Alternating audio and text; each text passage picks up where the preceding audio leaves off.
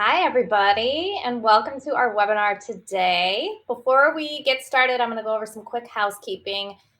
Please join the chat on the right-hand side of your screen if you haven't already, and submit any questions in the Q&A section over there right on the right. Brooke and I will be answering them after the presentation or maybe during, so feel free to upvote any existing questions that you see in the Q&A, and then we will keep the chat open for about 30 minutes at the end of the webinar, so feel free to stick around and ask us some more questions. Awesome. And welcome everyone to our very exciting new webinar with my co-presenter, Carissa, where we're going to dive into the fun part of event planning, the event activations. Carissa and I honestly had so much fun putting together this content for you. We really took the opportunity to dream outside the box. We tapped into some of our favorite resources so that we could show you guys some trendy, engaging, and probably most importantly, valuable ways that you can engage your audiences in a deep and meaningful way. Because we know at the end of the day, we're all doing events for really all kinds of reasons. We want them to be insightful and thought-provoking, leaving our attendees feeling more connected, really at their core with the messages that we're trying to give them. We want them to be hip and entertaining because events are fun. And if it's fun and it's memorable and creates that buzz, we know it's going to be successful. We want them to be organized too. I don't know about you guys, but I love a nicely organized event. So it feels very seamless, but also has a kind of groovy flavor to it because we want to create and stimulate memories for our attendees.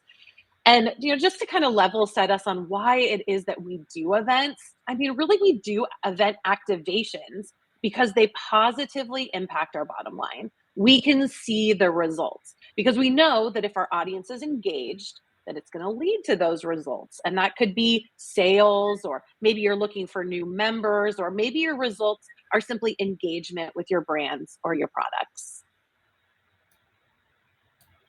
Yeah, exactly. And what gets people engaged, right? We throw around these terms like engagement and experience all the time. So let's kind of start at the basics. What makes this experience, right?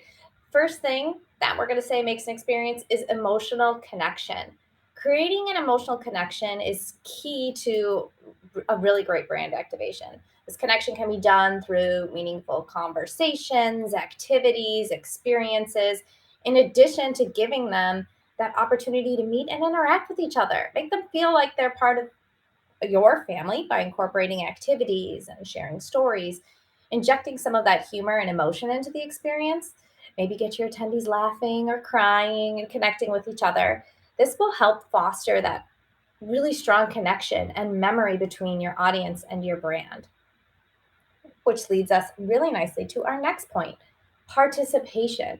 Get them excited by offering fun, interactive activities that get them out of their seats and into the action. Help break the ice and get the conversation started, right? So, games, polls, anything that give attendees the opportunity to contribute to the event in really meaningful ways. Let them take ownership of the brand activation and create some really unforgettable memories. It almost gives them the chance to make their own experience.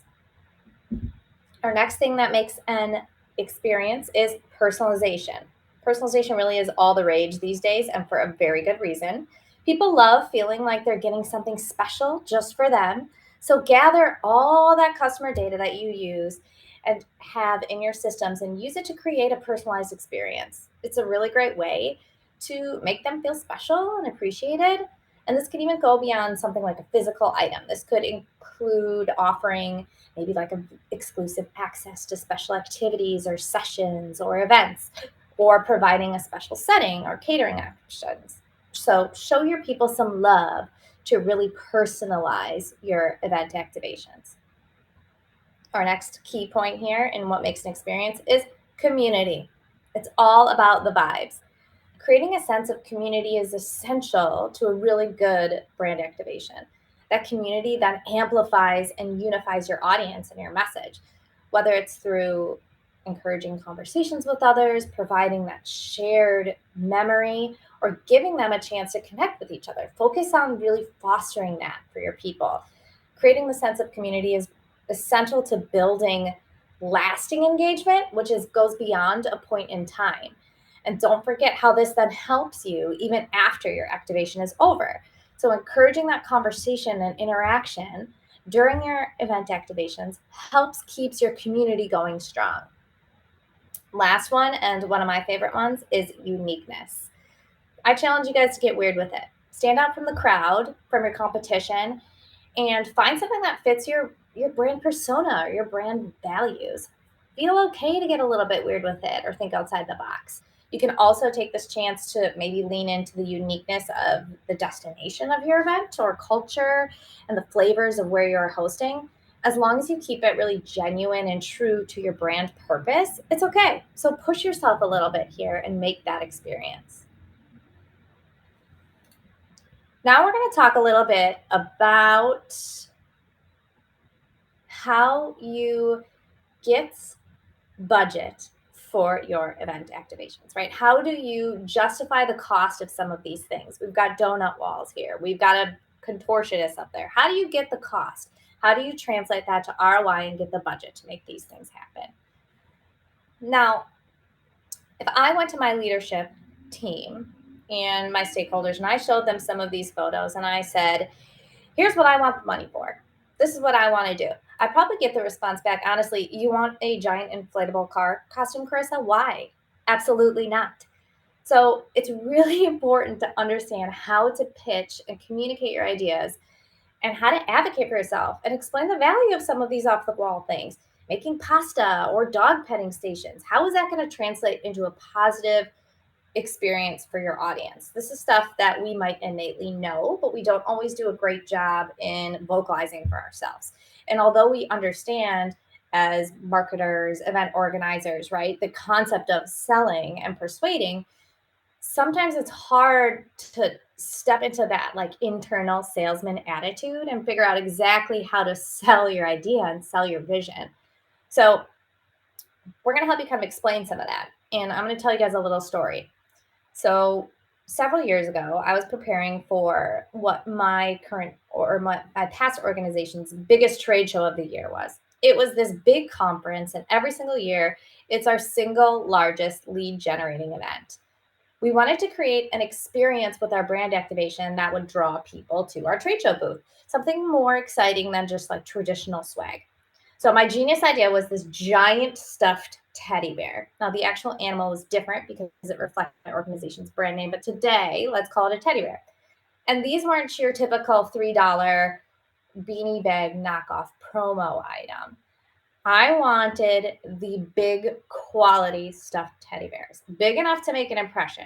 So if I would come to my stakeholders and said, hey, I want to spend 3 times as much on this stuffed animal and I want it to be 3 times as big. That's what I want to do for our brand activation. They probably would have said no. And I realized instead of coming at them and giving them this idea that they would instantly feel uneasy about, and then trying to convince them to get on my side and this was the right way to do things, was the wrong way to go about having this discussion and getting that budget. So I said, okay, pause. Let's first align on our goals as a team. Let's think about who our target demographic is, right? Typically in this scenario, it was women in their 20s and 40s. They were typically married. They had a college degree, but they didn't go to school for the role that they were doing now. They got into their job kind of on accident. So they had a little bit of an easiness about what their role was. They often felt alone or uncertain about their position and decisions in their organization. And our entire campaign messaging for the year was really surrounding seeing them and supporting them on kind of a personal level. We wanted to be the support system. They're a part of our community. They were a part of our family. We cared about who they were as an individual and not just an organization, right? We wanted to help them grow and help them with their goals and the personal side of things. Then I outlined, okay, next, what's the overall feeling of the event? This conference, this trade show that we go to, is typically focused on education and networking groups. It's a subdued professional conference. And we have now our group of people who could potentially feel intimidated or need a lifeline or mental break from all of the learning that they're going to be intaking. Now, we saw a lot of other companies in our competition try to balance out that seriousness by going very, very party focused and loud with event activations to balance that out. But we wanted to go in a different way. So we agreed, yes, our goals were to connect to these people on the personal level, to give them some sort of comfort and support, but also be with them long term. Make them think about us, make them remember us and our company when they're having a bad day, when they are stressed out, because ultimately our product, our service would help them with those things. And we needed to transcend past the event walls and that moment of time. So I broke down our goals. One, we wanted something that was going to be memorable and stand out, feel different. We wanted something that was going to draw interest and traffic. Two, we wanted something that can kind of communicate all of this stuff that we wanted to communicate with them in one promo item. We wanted it to be something that for sure made the trip home and then stood there, and it was a memorabilia, an item that gave this feeling of act of comfort, right? So three, it was important to have something that we knew would make it past that hotel room. What are they going to take back to their hotel room, and is it guaranteed to make it back to their house? So once we agreed on all those things and I laid all that information out for our stakeholders, I was able to say, if we can find an activation and a promo item, something on site at this trade show that accomplishes these three things, then we all agree we are successful, right? Once we got them all to agree on those things, then I brought out my teddy bear. They had a perceived high value. They felt special. They were different. They stood out from that cheap promo swag. They stood out amongst the other booths during cocktail hour and happy hour. We talked about how we were going to advertise them. We did a teddy bear drop each day at 2 o'clock, kept people coming back, increased that demand and that excitement. So our trade show booth had people coming over constantly over the course of 3 days. And people came back on the last day because they weren't able to get them the first 2 days. More importantly, these things were big enough to be noticeable and make a buzz on the trade show floor, and people wanted to take them home to their kids, right? So there's this understanding that now we are all bought in to what we want and why this works before you come at them with a giant teddy bear or an inflatable car or the pasta making experience, right? Think about your pitch and deeply, deeply know your audience and your organization's goals. And that is how you will get your budget and approval. I love the teddy bear idea. I want one right now just to cuddle it, make us feel all warm and cozy. And after you do a really rad activation, like something like a teddy bear giveaway, now it's up to you to determine the ROI, prove back to your stakeholders that it was worth the money. Calculating ROI should, again, relate directly back to those goals you set. So, all those things that Carissa was telling us about. And in this example, we could look at down funnel conversion of the leads. Those people who got teddy bear drops at 2 p.m., did they eventually come back and take advantage of that promotion, maybe attend a sales demo with your sales team a few weeks later? Or better yet, did they purchase a product after receiving that teddy bear? You can take a much deeper dive into the people who actually engaged, all those leads that were coming into your trade show booth, so that you can calculate your reach across all the channels that you use and understand if ultimately you reached the intended audience. Looking at any or all of these results can help you to show that positive ROI. I love that. Any way you could track it too. I think one thing we did was we attached chips to their ears with QR codes so we could check and see if people were looking at our information, how they were looking at our information, and really kind of scale that as well. We did like a photo challenge too, like take pictures of your teddy bears all over, and then that went viral afterwards. So it's like getting that longevity from that one single activation, I think helps them build that case for ROI. Absolutely. Because we know that saving money and finding ways to prove investment is key. So we put together a few cost saving hacks for you because stretching your event or brand activation budget is key. We all love saving money, and right now it feels like budgets oftentimes are smaller than ever and things are more expensive. So here are some tips on how you can save some money at your event activations. Our first one, partnerships. Find the right partners that can help you cut cost and then also expand your reach. From sponsorships to co-promotions, Partnering with other businesses or organizations can help you save money on things like marketing or equipment rentals or even event space and help expand and get new people into your network. Volunteer opportunities. Another great way to save money while giving back is to make your event or brand activation a volunteer activity. Partnering with a local charity or organization can not only save you money, but also give back to your community and build a positive reputation for your organization. Plus, volunteering can be a fun and super rewarding way to engage with your attendees while making a difference in the world. So, why not make a difference and save money at the same time? It's a win win. Next, power of the people. Speaking of community, don't underestimate the power of your own team and followers. By leveraging the skills and resources of your team and followers, you can save money on everything from design, production, marketing, promotions, even performers, and involving them in this planning process can help you build engagement and excitement around your event or brand activation and amplify your message and event really organically. Next, technology. Technology can be a powerful tool for cutting costs and streamlining processes. Obviously, we know this, right? And from digital marketing to virtual event experiences, technology can help you reach your audience in like really new and creative, exciting ways, will also help you save money on things like printing or event space and travel expenses. Investing in technology can sometimes feel like a high upfront cost, but I can promise it will pay off time and time again. Our last one, reuse, repurpose. Think about how you can reuse and repurpose elements of your activation to save money. Can you repurpose event signage or branding for future events? Can you reuse equipment or decor? Find ways to do that so you can save money while also reducing waste and environmental impact. And then also try to find ways to take insights or reuse things created by your activation to fuel your other channels and marketing tactics. This is one of my favorite ones. So just think creatively about what you're creating and how to reuse it.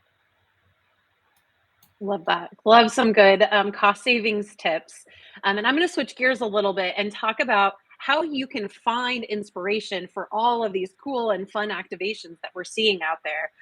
What always amazes me about our CVent events team is that they constantly have the coolest ideas. It's like they're dreaming about events, which I'm sure some of you guys can relate, right? But I wanted to know from them, how do they stay on the pulse of what is cool? And really, the answer was quite simple. They found their communities. There's just so many ways to find growing communities of people who have like minded jobs or interests or trying to come up with ideas just like you are. And they're sharing those ideas and staying in the know through these communities. Now, you can find them in a variety of places. You can find them on social media like LinkedIn or Facebook. Lots of people use Reddit. I haven't quite figured it out yet, but I hear it's all the rage. Tons of information, lots of community activity in there. Even companies like Cvent, shameless plug, but we have a bustling community of user groups and advocates who are engaging both through online and in-person channels. And really, social in general is just a great way to follow trends. I think we kind of all know that. One of the things that I like to do is I like to follow hashtags as well as people on these social media platforms, because if I'm following a hashtag, some of these new influencers can kind of pop up and then I can follow them. And also podcasts. I mean, I'm a huge fan of podcasts. We actually have one here at Cvent called Great Events by Cvent, and it's an amazing way to just share information, kind of stay on the pulse of what's new and all the ideas around events. And there's tons of different podcasts out there that you can choose from. And so, as you're out there in these communities and you're gathering your ideas and brainstorming, I just want to make sure everyone remembers that not every activation is going to fit with your event type or goal. Like, love the teddy bear example, Carissa, but maybe that's not perfect for my upcoming webinar, for example, right? So, I thought what it would be nice is if we can take these different event types and share with you guys some activation ideas, both big and small. And maybe we can tag team this, Carissa. If you want to go first with conferences, I'll come in with trade shows after. Let's do it. And I want to encourage you guys too. I want to hear from you guys in the chat. What kind of creative ideas do you see? What have you seen at conferences, or what have you done, or what do you want to do that has worked really, really well? We talk about conferences, right? These are our big flagship events. This is your brand, your organization on display. You really want to like surround and immerse people in your vibe and your brand persona. What better way to do that when with maybe a brand installation? And even installations, they can have a part in creating, right? We see this one. I took this picture at Inbound, and you walk through the big, beautiful light up O, or the ones here of the ladies that are writing on the lanterns, and they're communicating and they are finding ways to help make this kind of environment, this setting, this backdrop for your event. It creates that like we are one concept between you and your audience. Gamification on mobile apps, on their phone, help you motivate and engage, because let's face it, people are on their phones. It also incentivizes people to do things at your conference. If you want people to hit a certain amount of sessions or visit a certain breakout room, you can encourage that through gamification. Another ideas that I love is conferences really are about learning and sharing. So oftentimes it's an extension or an elevation opportunity for your attendees. So amplify that. A big thing I've seen, especially in the last year, is creator studios. They're super hot right now on site, where people can come, they can record an episode of their own podcast, right? They can find ways to kind of elevate themselves, and you're giving them the platform and the tools to do that. Brand walls where they can share their opinions, headshots so that they can not only learn at your conference, but also then come off and fancy up their resume or LinkedIn profile. So these are all some of my favorite ideas for conferences, right? What about you, Brooke? Do you have any of your favorite?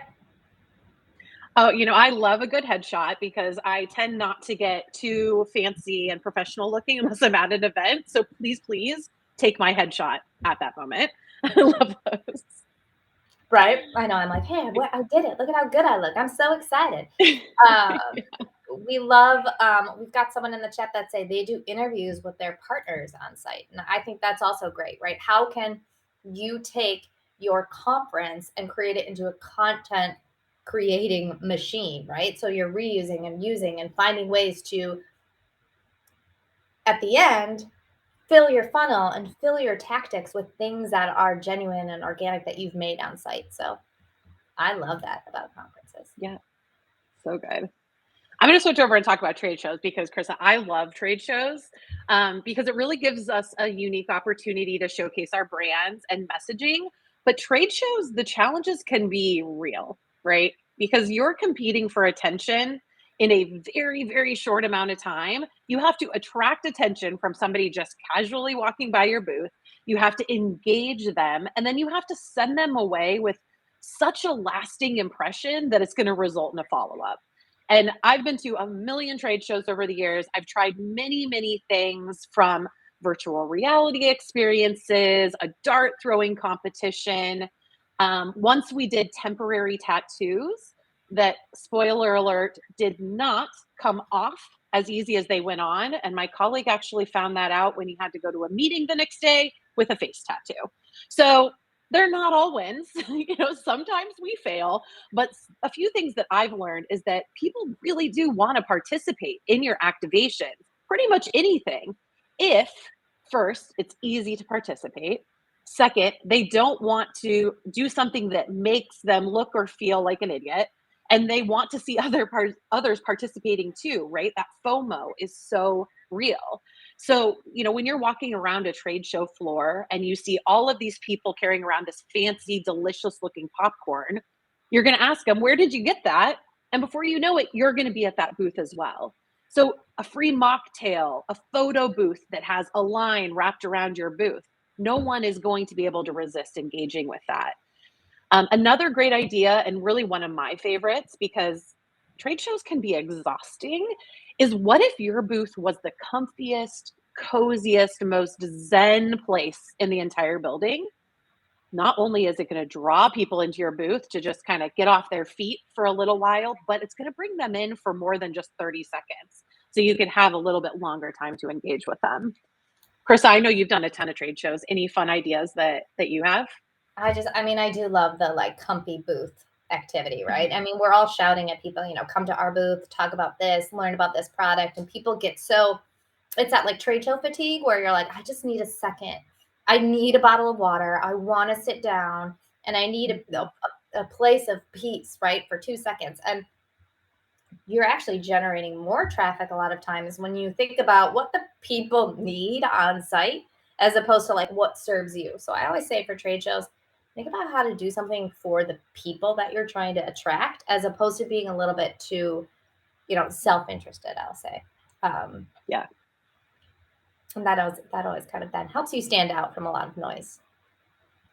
And I like this too. I'm going to go and talk about this community, this BOMO, this networking events, right?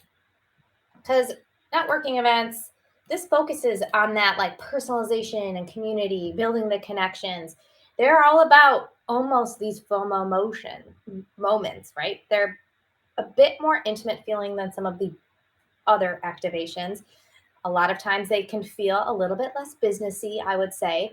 They create moments for people to interact with each other that aren't forced. So it lends themselves naturally to conversation and interaction. People want to feel relaxed. And when they are relaxed, they will have more meaningful conversations. So, how can you break down those walls at these networking events where your main purpose really is to get people talking, right?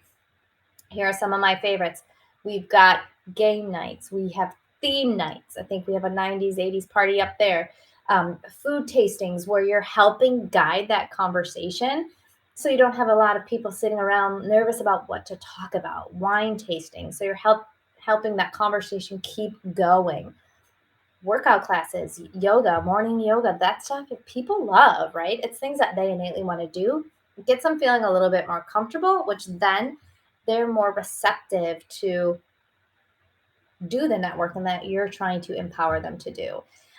This is also a great opportunity to celebrate and highlight your attendees, right? We've got someone up here singing at open mic night. That is somebody that came and they are a part of our team and they wanted to get up and show and demonstrate something that is one of their talents. So if you can create these environments where people feel that comfort to express themselves, networking will happen really, really naturally. Yeah, I agree. I actually remember a recent CVEN event, back what you were saying earlier about volunteer opportunities, and even make it a little bit cheaper to put on this networking event. We all sat on round tables and we made dog beds for the local animal shelter. And it was an awesome way to just break the ice, right? Like maybe we don't know the people sitting at our table, but like who can resist, putting together a dog bed and then of course showing everybody pictures of your dogs, right? Dogs always make everybody happy. Yeah. Okay, so I'm going to talk about webinars next because webinars really did experience a newfound popularity in the past couple years. They are very on trend. And I think what we all realized is that, yay, webinars are such a great way to engage audiences far and wide, but also, ooh, they can be boring, kind of snoozeville sometimes, right? So many of us set out to jazz up our webinars, and a lot of rad ideas were born out of that.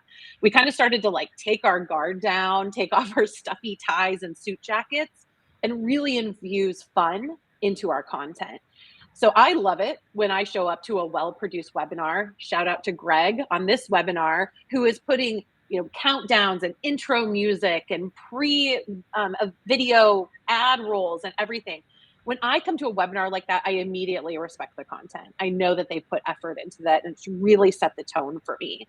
Chat, this is a great way to engage your audiences and really has become a game changer when it comes to increasing engagement. But even something fun like adding a fun filter or playing a game, kind of an icebreaker game. I personally prefer bingo, but lots will do, can really help to bring down those barriers we experience when we're trying to do that virtual engagement. I know you've been on a ton of webinars, Carissa. I think on one recently I saw that you had like dogs on your lap and stuff. And I was like, that's, I mean, kind of an easy, fun way just to get people to pay attention. Guest speakers, man. Dogs again. We're back full circle to the dogs. I think too something about webinars makes people feel like their default when we went to this online only environment a couple years ago was like bring the formality back, right? But in reality, like if you are at an event on site, it is all about that human connection, that personal ability. And we we tended to feel that now that it was recorded, now that it lived on this online space, we needed to be more formal, more polished. But that's not really how Mhm. people are genuinely interacting online. So make sure that at your webinars, you're finding ways to like insert a little personality, right? We've got Brooke, you're looking really great here with some ears and a little mouse nose, right? So try to find ways to like humanize your content, whatever that might be on your webinars. And that's going to make your events and bring a kind of fun activation to what could be kind of a very stale tactic. Yeah, exactly. Exactly. I'm going to move us then to trainings. Training is another one, and I love, Brooke, that we have kind of taken this approach because I think so many times when we think about brand activations, we're thinking like big pop ups, like very expensive things, conferences, trade shows. And these things like networking, webinars, and training, they are all equal touch points in your brand, right? So they deserve just as much love from the events and the planning team. And they're just as great of an opportunity to show your brand. And training, whether it's internal or external, is a great opportunity for that, like building the advocacy. And training is all about getting really hands on. One of my favorite L&D people here at CVET always says people need to be active in all the senses to have information sink in. So, in that same concept, let them get their hands dirty. Let them get hands on so they aren't just listening. Make sure that you have ways for them to interact or engage. We do a lot of Figma brainstorming, right? So people are actively participating and they're seeing their contributions on site, which is awesome, right? They feel that they are bought in to the process, to the learning kind of area, right? And that's the same for if it's in person, right? Make sure that you give them a channel to ask questions. Some people don't want to raise their hands. Create fun Q&As or ways to submit questions on site. I love also, two of my favorites are speed dating for training. So often if we can make those connections on site, then we are more bought into the content and more bought into learning because we're doing it kind of with a group of people.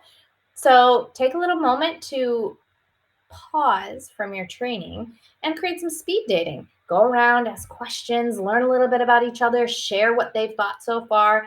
This is going to help people ingest your information way easier. Also, love a good painting activity. Brooke, I think you mentioned building the dog beds earlier. Create something, Mhm.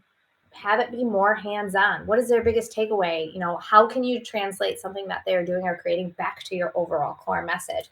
I think that's awesome. um, Swag is also great for training, right? Swag boxes or have them earn points or credits. Trailblazers for Salesforce is great, right? You can activate and feel proud of what you're learning and you are invested. And it's all about getting them just as invested in learning during your training than you are into teaching. So that's how I would approach training activations. I love that. Some of the things I've seen too, I mean, even the digital badge that you can put on social media or on your LinkedIn profile, or if you're in person, just like something on the badge that says, like, I'm XYZ certified or whatever. I mean, people put in a lot of time and effort to go to these trainings and become certified or whatever it is that you're doing. So, like, give them some fun ways to promote themselves, and then it's just going to expand your reach as well.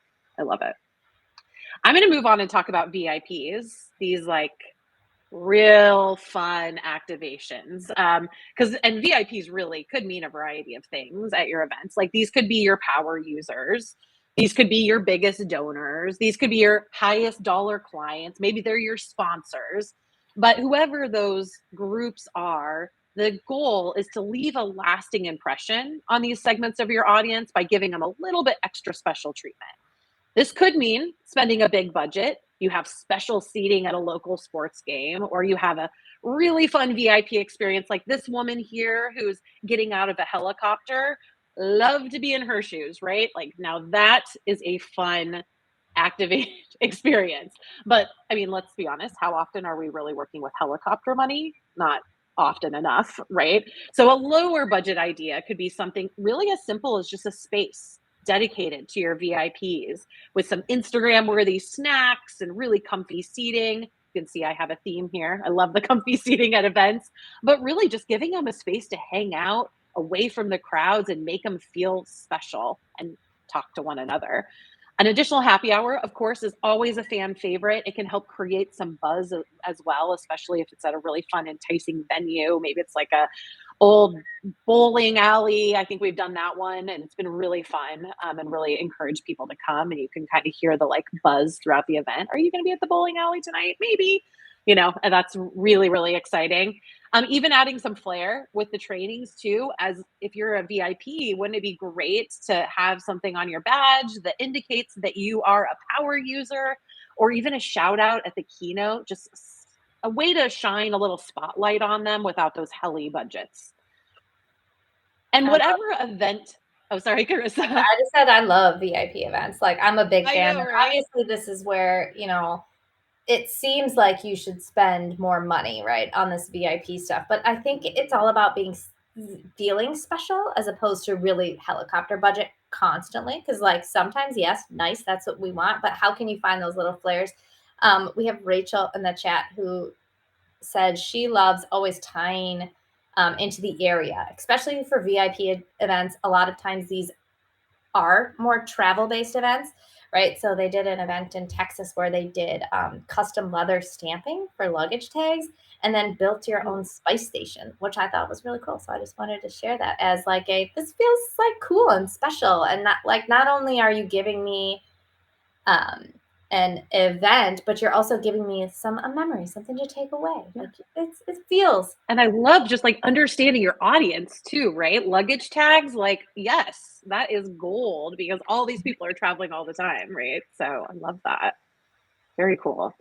And like we said, whatever event type you have, just again, consider your audience and the goals of your event before you decide on the right mix of activations. Like, the teddy bear isn't right for everybody, right? The helicopter isn't right for every event. Really have to think about what are your goals and make sure you're spending your money and time the right way. You can find a wealth of ideas for any budget that you have. Go to your communities, use those communities to share your wins and your fails too. We all have to learn from each other and just keep improving and just think outside the box. Really stretch yourself to activate events that maybe you normally wouldn't, like a webinar. Maybe you just kind of do webinar plug and play every time. What if you added just a little other element and see if that impacts your engagement? Chances are you're going to see more overall event success. So with that, thank you guys so much for spending time with Carissa and I today. Hopefully you found some inspiration of your own, and we hope that you guys have a happy time activating your events. And we're going to get into some Q&A, I think. What kind of questions do we got? We've got a couple here. Let's look. This is always my favorite part of the webinar. I don't know about you, Krista, but like I do talking to too. the audience. I feel like I'm always like, let's get to the Q&A. It's going to be good. And I'm just having a great time in the chat. Luggage tags, I also love. Giveaways. Let's talk about giveaways. We've got a raffle using a wheel of names, right? I think giveaways are always such a popular thing for, especially event marketers, because that's how you can really capture information and follow up, right? Like, we're going to do a trade show giveaway. We're going to do a giveaway like enter to win, right? How do you make them like different or exciting? Yeah. Well, I example comes to mind for me too, because as a marketer, I work very closely on all the, campaigns, marketing campaigns we're doing. And so when we do an event, what I love to do is like tap into those campaigns and then think of something fun that could be a giveaway there. we got you covered. And we are like, oh, pashminas or umbrella, stuff like that, just to kind of like go along with the theme. It's always a good idea. Also those sponsorships, right? Like I see event, we work with a lot of hotels and destinations. And so we can go to some of our customers and sponsors and say, do you want to put together a weekend away in Maui? Like what a rad giveaway, right? Heck yeah. I love I mean, I would love a weekend at Maui. I think the other cool thing I've seen us do before, and I've seen on trade show floors, is sometimes it's not necessarily about what you're giving away, but it's about like how you're giving it away. We did an event, I think it was in Europe a couple weeks ago, and we had this big giveaway chest. It was this bag, and it was in this box, like Ocean's 11 style, where it like looked like it had lasers, and it's a enter to win or find out what's in the prize box, and just that like additional interest. You're like, oh, like I'm in now. I'm engaged. Like I'm Love curious, that. because people are genuinely curious about stuff. They want to know things. So it's like, hey, look, Yeah. I want to be the winner, and I want to know. As I opposed to love that. you. That actually reminds me of something. Sorry, Yeah. totally. I got so excited, Carissa. I had to interrupt you. But we did a vending machine one time. And what was really nice about that, because the challenges with giveaways is the tracking, right? Like when you said you had a QR code on the ear of the teddy bear so that you can kind of figure out who did get the teddy bear and what did they, kind of track them down funnel. The vending machine was a great way to do that too, because, you put in the little information, but then you get kind of a choice of what giveaway you want. And so we knew exactly who were getting those giveaways. They weren't just like swinging by the booth and grabbing something off the table. I love that. Then you could be more targeted too, which helps with your budget. Mhm. Exactly. Anybody else have any cool ideas or questions? I think we got one question in the chat about what suggestions for engagement to draw in registration and sponsorships for an event for the mechanical trades.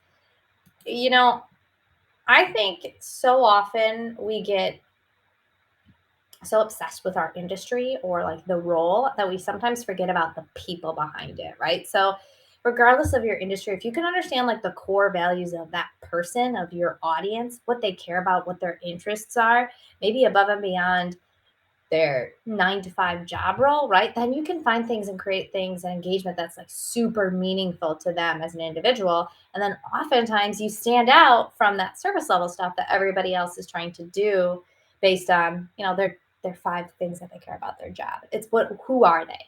If you can figure that out, that and then build those into your event activations, that's how you kind of make a difference. Mhm. And I love the registration question too. One thing we did for Event Connect last year is we gamified the invite email essentially. So you got please, come to Event Connect invite email, but then you get to click a thing and wheel spins and you get to figure out what discount you got, so it was like really simple, but I don't know about you guys, but if I get an email like that, like I'm 100% clicking, right? Like I need to see the wheel spin. And so we got a lot of registrations through that. So just kind of like that little mini activation to lead into registrations could be super helpful.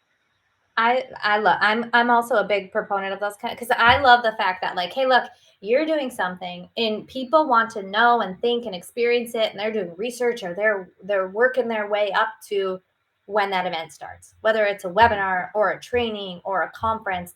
They're packing ahead of time. They want to know, they want to explore your agenda, right? So how can you almost find ways to create these little brand activations ahead of time, mini events, micro events, things to lead up to kind of your big finale? What is that? To get people ready and excited so that when you kick off, there's already a sense of community, excitement, engagement.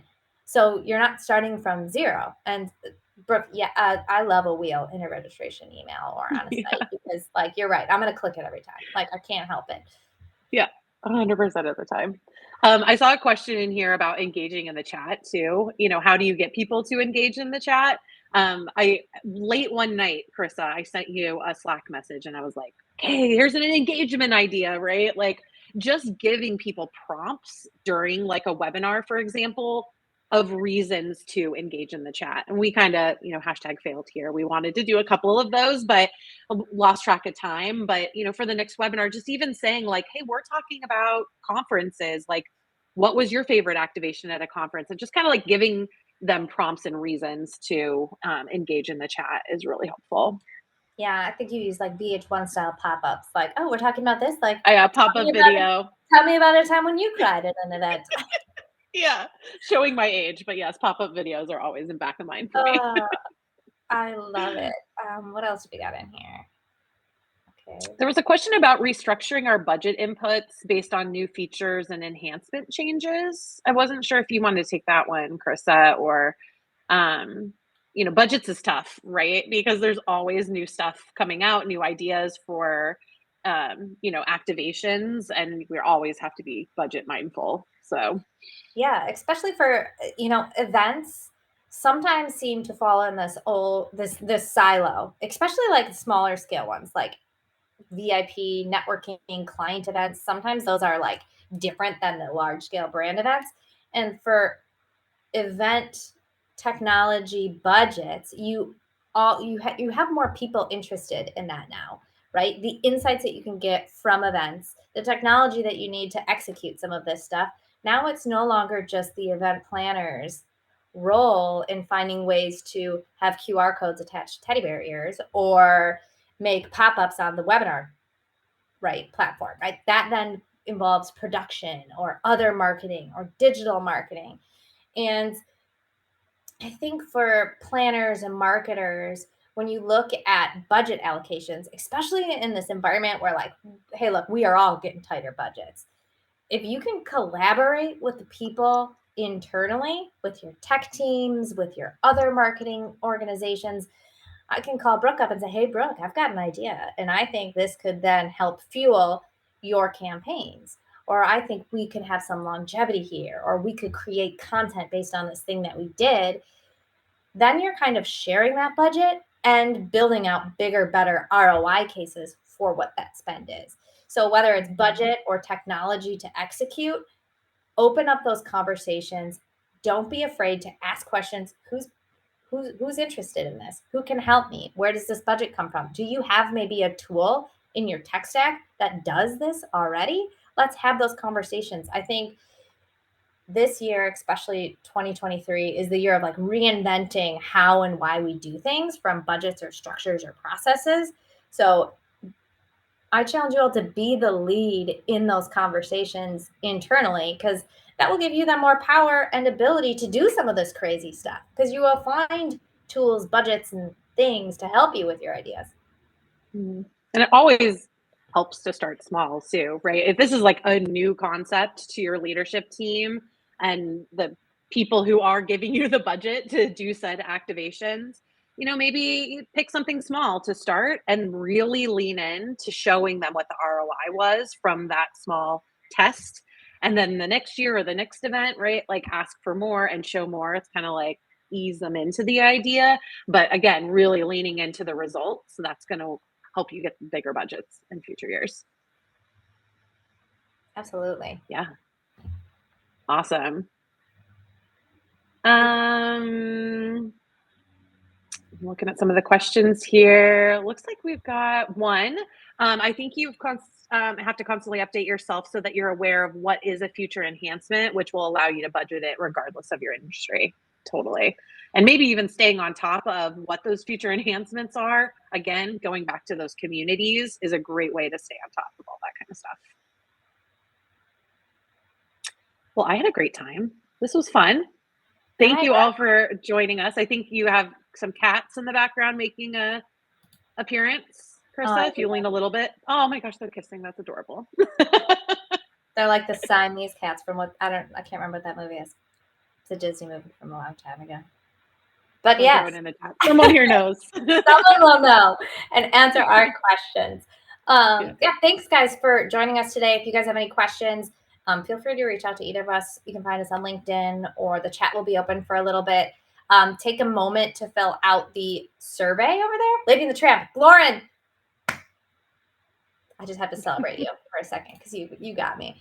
Otherwise, take a chance, take the survey. Let us know how we can improve your experience on future webinars, or what you thought about the topic, any of that kind of stuff. We do webinars here all the time at CVent, so we've got some great ones coming up. We hope to see you back soon. There's always a topic for everybody. We've got some great ones coming up at the end of March. You can nerd out with some of the CVent data nerds towards the end of the month. We've got a great one on winning trade shows if you really want to go more down that route. So lots of great stuff for you guys. Thank you so much for joining. It's been great. And Brooke, just thanks for chatting today. Yeah, thank you, everybody.